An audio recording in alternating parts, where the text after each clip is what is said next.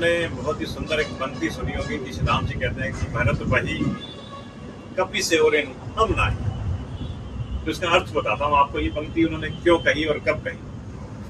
तो क्या हुआ जी, जब राम जी का राज्याभिषेक हुआ तो उसके बाद एक एक करके उन्होंने सभी को विदाई दी, विभीषण को, सुग्रीव को, अंगद को, है ना, सभी को उन्होंने विदाई दी।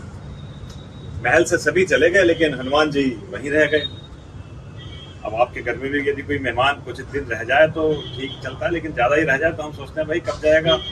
ऐसे ही महल में भी चर्चाएं होने लगी कि भाई सभी ने विदाई ले ली है, हनुमान जी यहाँ रह गए, ये कब जाएंगे। और हनुमान जी से पूछे कौन, वो तो राम जी के परम भक्त कौन पूछे भाई कब जाओ। महल में बात शुरू हो गई। जब दिन कुछ ज्यादा हो गए तो एक दिन राम जी ने माता सीता से पूछा, कहा कि आप ही इनसे पूछ लीजिए कि ये कब जाएंगे हनुमान जी।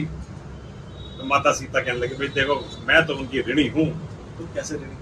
जब मैं लंका में थी वियोग में, मैं तो बिल्कुल ही असहाय पड़ गई थी, निर्बल पड़ गई थी। तो जब इन्होंने मुझे आपकी वो मुद्रिका ला कर दी तब मेरे अंदर प्राण शक्ति का संचार हुआ। तो देखो मैं तो उनकी ऋणी हूँ और मैं तो वैसे भी उसको अपना पुत्र मानती हूँ, तो मैं अपने पुत्र को जाने के लिए नहीं कह सकती। अब राम जी ने लक्ष्मण से कहा, भाई आप कह दीजिए इनको जाने के लिए विदाई लें और जाएं, कब तक मेहमान घर पे रहें।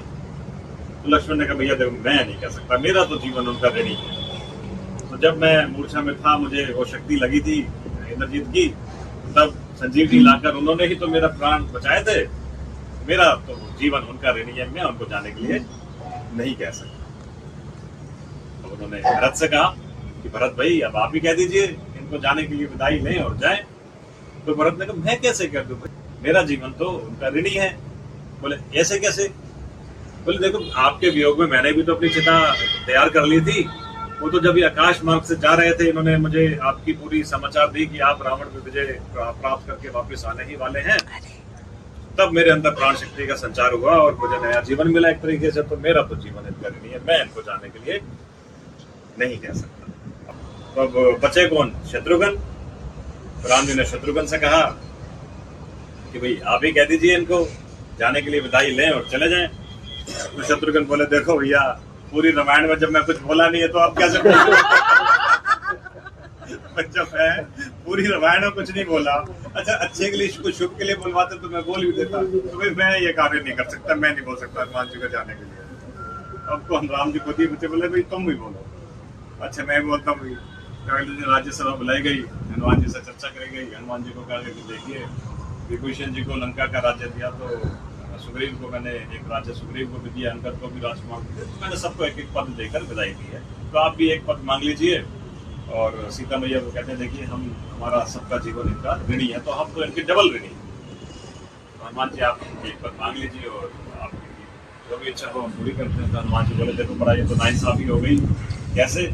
बोले अभी आपने कहा कि आपका जीवन जो है डबल ऋणी है और आप पद दे दें एक। अब राम जी को लगा दे कुछ तो मांग करते, भले दो पद मांगे लेकिन ना हो उसकी विदाई कर दें। अच्छा आप मांग लीजिए, दो पद मांगे। तो हनुमान जी ने राम जी के चरण पकड़ लिए कि भैया मुझे तो यही दो पद चाहिए, मुझे संसारी पद नहीं चाहिए। तो इसलिए हनुमान जी जो है राम जी के प्रिय हैं, वे हनुमान जी राम जी के साथ ही बस गए। और जो है राम जी, देखिए मैं एक बात और बताऊँ, राम जी का मंदिर तो हम देखें अगर हमारे भारतवर्ष में कहीं पर भी एक अच्छा भव्य मंदिर सजाया जाता है, लेकिन हनुमान जी बड़े सरल स्वभाव के, उनको तो कहीं पीपल की पेड़ की नीचे दी या पत्थर में भी सिंदूर रंग रख देंगे, हनुमान जी के रूप में वो पूजे जाते हैं। इसलिए हनुमान जी हमारे बड़े जल्दी मान जाते हैं। तो राम जी को मनाना हो तो